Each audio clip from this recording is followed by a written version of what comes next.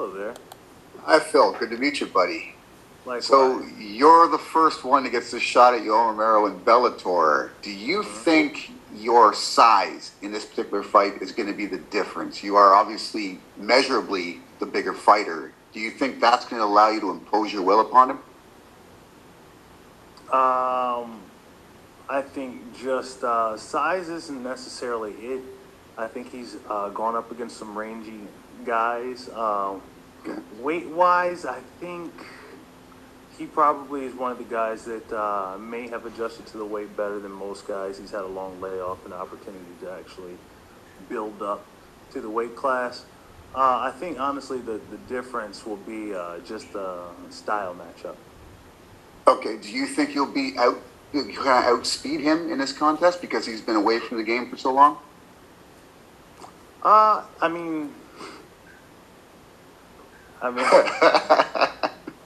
you don't know what to expect, right? yeah. I mean, you teed up a question that absolutely has no answer except you'll have to watch on Saturday. Will he be rusty because he's been off for a while? I don't know. Will he be slower because he put on weight? I don't know. Will he be, will I be faster? I like to think so. I like to think I'm usually the faster guy in the cage. So, I definitely think I'll have a speed advantage. But, you always want to give a guy like that some X factor. And not only does that afford me the opportunity to push harder in training because I know I have a guy who's going to take me to the next level, but he's a top guy in the world, and you want to give him that credit, and you want to prepare for that. Nice. I'm looking forward to it, buddy. Thank you. Tony? Hi, Phil. Hope you're well. Tony Tone, what's going on?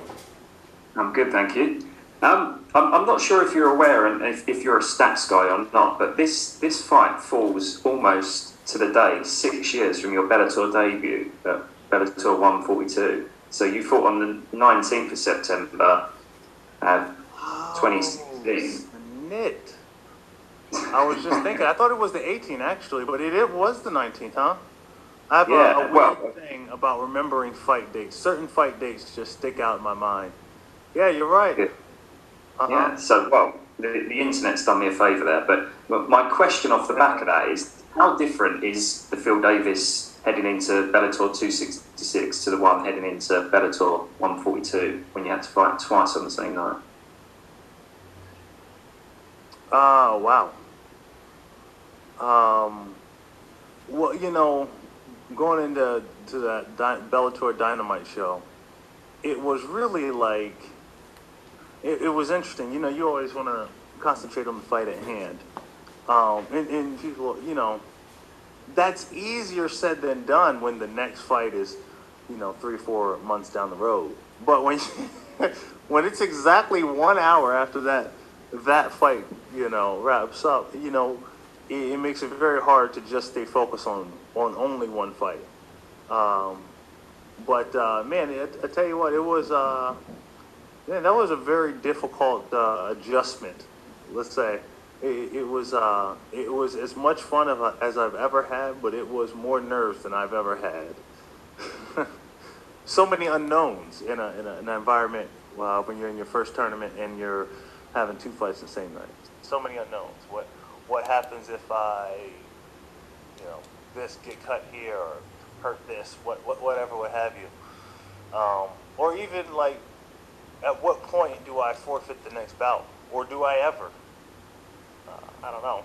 So many unknowns. Jim? Yeah, Jim Barcelona, Miami Herald. Thank you, Phil. Just too quickly. First, did you do anything different to prepare for Yoel? No, nothing. We had to work with a couple southpaws. Really helped me get some good time, get a good angle. Work some wrestling, some grappling. Nothing out of the ordinary, I wouldn't say. What would you, if you were my head coach, what would you say I should do? That's above my pay grade, man. I just asking the question. Hey, we all know he was a great Olympic wrestler, But he's not just a wrestler, and he just goes at it, man. He can box. He's very well in very good shape and all. So, man, I'll leave that to you guys to figure out. That's why I like asking the questions, Phil. But my last question for you is this. Where does a win take you next? Where do you believe a win over Yoel gets you to the next level? Does it get you a title fight? Where do you think it takes you next? And thanks. Yoel's a top guy, and he's a super tough guy, and a win over him takes me straight to the top. Lennon? Hey, Phil, Lennon, Chris, Sports and Culture Media. How's it going? Good, man. How are you? Doing good. How's your fight week leading up to this fight? Is there anything like you would want to work on, like leading up to it?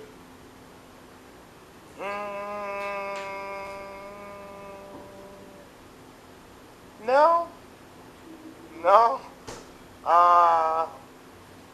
Honestly, fight week's just been really chill, man.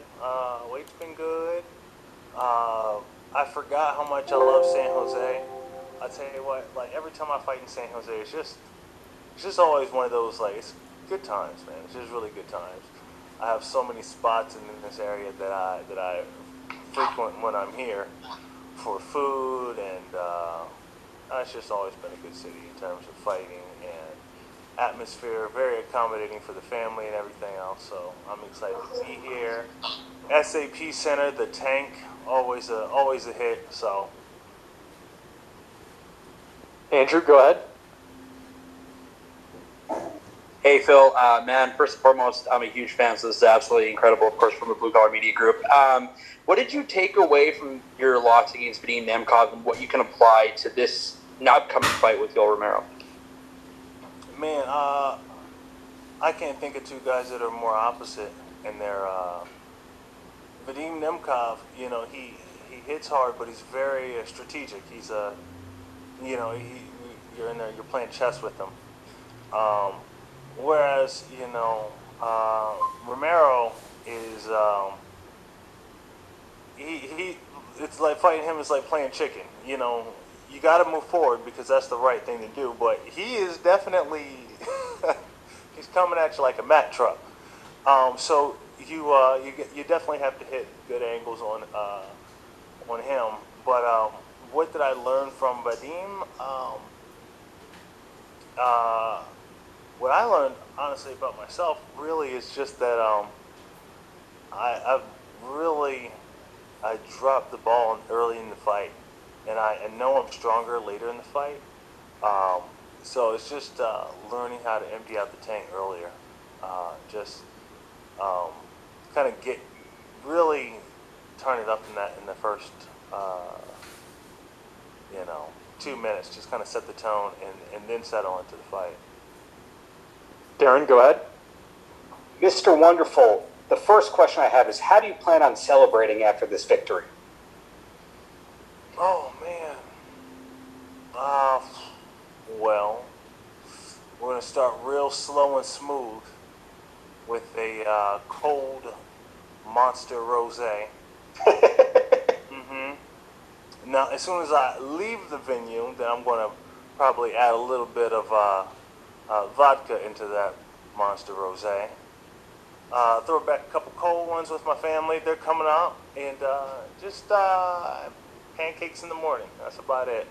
I haven't had a good pancake breakfast in a while, and your boy's overdue. Sounds delightful. And the second and final question here, do any photos of you and Paul Orndorff in the same photo exist?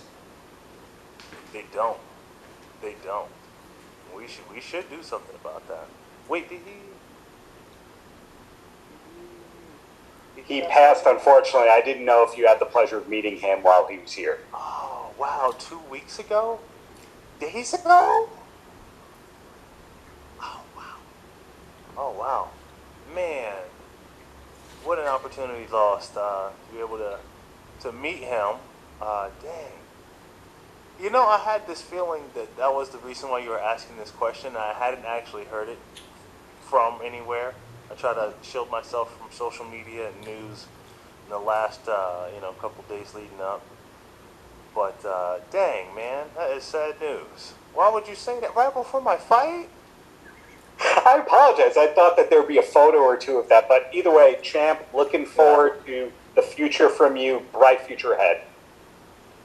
I'm gonna have to make a post about that, and yeah, hold me to that. I'm gonna make a post just appreciating former Mr. Wonderfuls. Thank you so much for your time, though. Best of luck. Thank you. Stephen?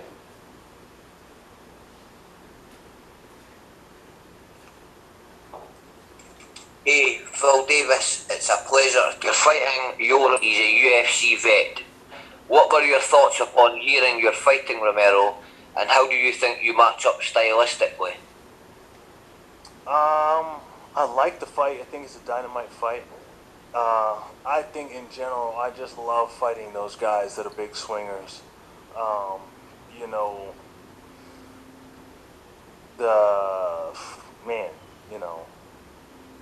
Teixeira's and King Mo's. Those guys that if they hit you, if they touch you, it's big consequence. Very explosive guys. So I love those matchups. I do. How do you think you win? Go ahead now. How do you think you win this one? I'm sorry. I missed that the first go round. Very simple. You just gotta stay in space and stay challenging him. He like we're very good at getting a read on the tempo and the footwork and another guy's angles. And I think there's going to be a feeling out process where we are both trying to see where the other person is, both spatially and see kind of what angles and feints we're using. And after that, I think it's 4th of July. Bank holiday, whatever you guys celebrate over there. Fireworks, okay? Fireworks is the point. You get what I'm saying? All right, a couple more here. Suki? Hey, Phil, pleasure to be talking to you here. And if there's one thing I've wanted to ask, it seems that we're getting away from the appreciation for the art of not getting hit. And honestly, man, you're probably one of the better defensive fighters I've watched since I've started watching this sport. So as a guy who really is kind of doing everything the right way, never been finished, he's getting a lot of bump for being a UFC veteran. How do you feel about that? Is that something that we're seeing as a dying breed here? I think a lot of times to get credit for not being hit, you have to go out on your, you have to go out like Ali and let people know that you dance like a butterfly and sting like a bee. And I've never been one to draw attention to it. I like to just surprise guys when we actually get in the cage. A lot of times, I've noticed that guys don't always break down the action in a cage. They're not reading the right signs, and they're not looking for the right things. And so what they end up seeing, the read that they're getting from watching film tape isn't really accurate. And so I use that to my advantage. I remember after I fought Rashad, he was kind of breaking down what he did to prepare, and I was like, dang, this dude's spot on. He's right on. And go figure, he didn't have a problem finding me that fight. And so I realized that that's just not a thing that everyone does. Great. And, just a fun question to end it off. I mean, if you could pick a trilogy fight with Bader or Denkov, who would it be and why? I think definitely Nemkov. Definitely Nemkov. There's just more action in that fight. Pleasure, Phil. Good luck this weekend. Thank you. All right, last one here. Dylan? Hey there, Phil. I appreciate you making some time. Thank you. A bit earlier, you were talking about some post-fight cold ones, though. I'm kind of curious about 3 Punk Ales and specifically the Hanks but no Hanks brand there, because that seems pretty cool. Well, I can talk about Hanks but no Hanks, but all day long. So, local brewery in Chula Vista, 3 Punk Ales. Cool guys, all local guys. And I own a deli in Chula Vista. It's called Hungry Hink's Deli. Right? My wife and I, we took it over from my mother-in-law. We bought business from her. And, man, it's just been cool to, like, reach out in the community and be a part of the community from the perspective of a business owner. And one of the collaborations that we did was the beer Hanks, but no Hanks. Kind of play on words for Hungry Hank's Deli. And so we made this beer Hanks, but no Hanks. It has me on the can, as you saw.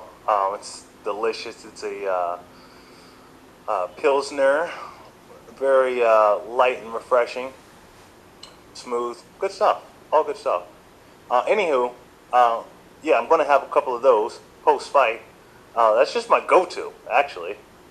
But yeah, man, it's we developed that, and actually in Three Punks Brewery right now.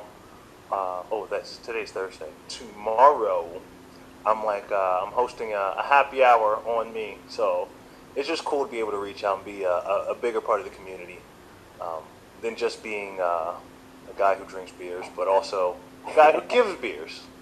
And just being a part of my local community is everything.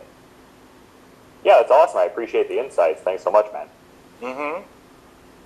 Hey, thank you for asking. That's a good question. All right, we'll end on that one. Thank you for the time, Phil, and good luck on Saturday. Thank you, gentlemen.